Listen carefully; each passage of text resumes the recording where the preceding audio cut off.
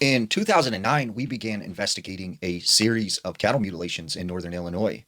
The most compelling, though, was that of a farmer who we'll call Bill, who began to notice several of his cattle being mutilated in unnatural ways.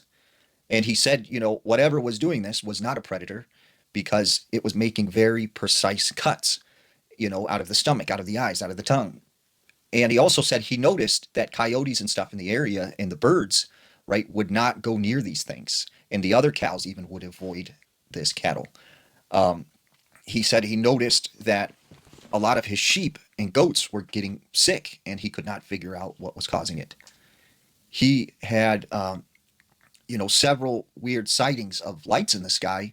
And then shortly after, he would see these unmarked black helicopters flying overhead, which he thought was strange because he didn't live near any sort of military bases. But he said the craziest story that happened was he had this hired farmhand. And one night he paid him to stay overnight and watch the livestock.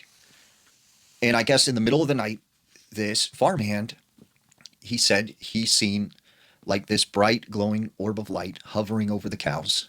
And the cows were like very spooked by this. And that's how he was alerted. And when he walked in that direction, he said this ball of light just took off into the woods. So he followed after it. And when he got into the woods, he said he could hear stuff kind of like running around and he heard what sounded like vocalizations.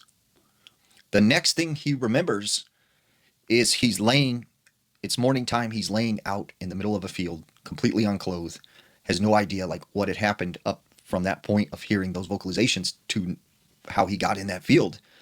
And he said this farmhand was completely terrified, quit that day. So there definitely was something happening on this farm. What do you think?